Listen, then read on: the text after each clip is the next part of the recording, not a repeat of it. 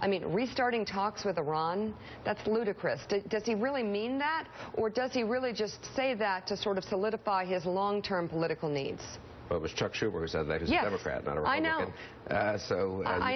I'm very clear on that. You said Republicans should know that. Well, especially Republicans like you. Okay, so let's talk about it. President Obama just said Republicans will instinctively oppose him on everything. What was the most recent big vote in Congress? It was the Trade Promotion Authority, supported by Republicans. Afghanistan surge, supported by Republicans. The intelligence collection, supported primarily by Republicans. On foreign policy, when President Obama has done what Republicans agreed with, they've supported him. When he's done what they don't agree with, and I don't agree with, we've opposed him. So, I mean, it's a policy difference. And for President Obama to make it seem like this is just a knee-jerk reaction is silly. Senator Schumer, I think, if you look at Chuck Schumer's actual statement, it's a thoughtful, long statement. We put it up on our website side. President Obama's kind of personal attacks on his critics. I think Senator Schumer comes out of this better than those who are attacking him. Okay, Willie? So, Katty Kay, Senator Schumer's vote here, or his statement about the deal, obviously carries a lot of weight symbolically, given who he is, the state he comes from, the party he's in, and all of that. But does it actually affect the outcome of whether this deal goes through? Unlikely, right? Because the chances of actually going back to renegotiate this deal are almost zero. I mean, Chuck Schumer is saying the world should come together, the P5+1, and go back to the negotiating table. That's not going to happen. You're not going to get the Russians and the Chinese. You're probably not going to get the rest of the P5 members saying, right, we're going to get back into this process, which has already taken almost a decade, and start renegotiating when we finally got a deal on the table.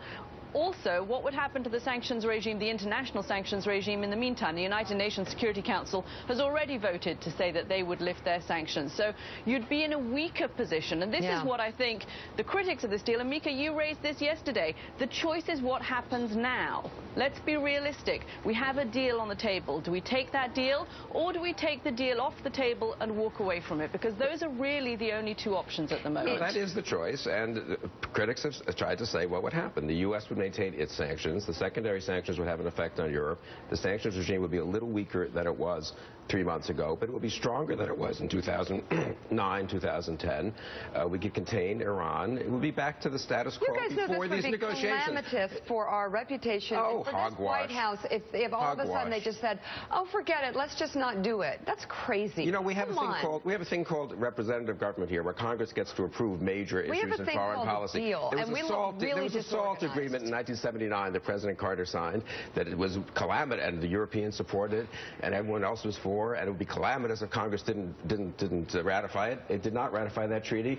Ronald Reagan was elected in 1981.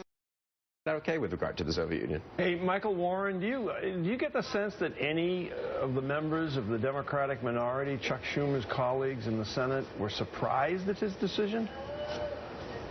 I don't know. I don't think so. I mean, why would they be surprised? I mean, this is something he actually came out and said, I'm seriously considering this. This is a difficult decision for me. I think that the choice for Democrats in the Senate, his colleagues now, is that they actually have an opening here to seriously consider opposing this deal. That you know, one of the leaders in their party has now come out for you know, against this deal. The president's not going to be president for much longer. They've got to think about sort of in raw political terms their long-term political viability. This is the long game. I mean, let me answer Mike's question for you, John Heilman. No, absolutely not. They're not surprised at all. But he's also not saying vote with me. Right. I think it almost seems like he's doing what he needs to do, and he's saying everyone else do what you need to do, and if it goes through, I won't make a lot of noise because I got my political check off of the box. You know, I do think just dismissing Schumer as this is politics. Axelrod said this too. I mean, really, a senior Democratic senator who's been there a long time. Come on this issue. You think it's just politics? You don't think Chuck Schumer, in terms of his foreign policy views, has problems with this deal? Bill, I think it's a lot of politics, and that's fair to say. Come on. You can say it, but look at how. You can say, but the other side is all principle, right? No, I think it's politics, and I think they got the best deal they could get. And again, as Katty pointed out, as I pointed out yesterday, what are we going to do? Scrap the deal right now? Yes. Okay, that's crazy. I'm sorry. Heilman. I have to say that when Schumer came out with this on Friday, my assumption was that he knew that Democrats had the votes, or the White House had the votes, and that he would not have done this if he thought it actually had a chance of sinking the deal.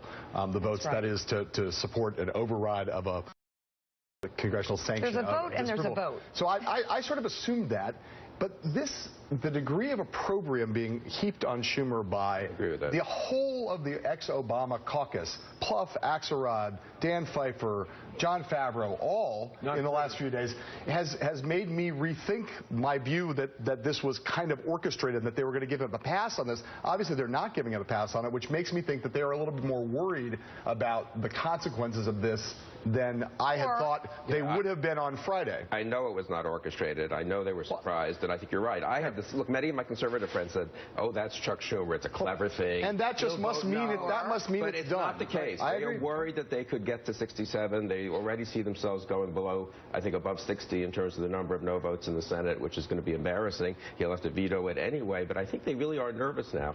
There's a new ad up by this group, Veterans Against the War, against the Iran deal, who are Iraq war veterans who talk about what the Iranians did in Iraq. That's got the White House rattled. They attacked them, I think, some White House types too. Dorian Warren, it could be they've worked on this for 18 months and they really believe on it, and the alternative is quite nasty, quite frankly. Right. As you said, Mika, there is, at this point, the choice is, do we approve the deal, do we walk away from the deal? And I cannot believe that Chuck Schumer would come out and say he's going to vote one way, but no one follow him. I mean, I do think this was very politically savvy on his part, and it's not an accident that he, I think, waited until he probably knows the votes are there before he came out against it. The White House wanted him to wait till September. The truth is, this puts a lot more pressure, just as a political matter now, on Democratic senators in the swing states, the undecided Democratic senators, whether it's Cory Booker in the neighboring state of New Jersey or senators from more moderate states like Indiana, North Dakota, Montana, and their constituents are going to come to see them. Veterans are going to come to see them and say, I was wounded by an Iranian bomb in Iraq. And look, one of the major Democratic senators says this is a bad deal, and we can go back and and get the sanctions back on, or keep the sanctions on, etc. Because more war is what we need. It's a tougher vote. But leaving that aside, it's a tougher moment now. The White House very much wanted Schumer to hold off till September. There's only one person at this table capable of reading the mind of the Secretary of State, and that's Mike Barnicle. So at this moment, using your powers of clairvoyance, Telepath, Mike, nervous or confident? Confident. Confident. Confident. Yeah, we're good. All right, Bill, Kristol.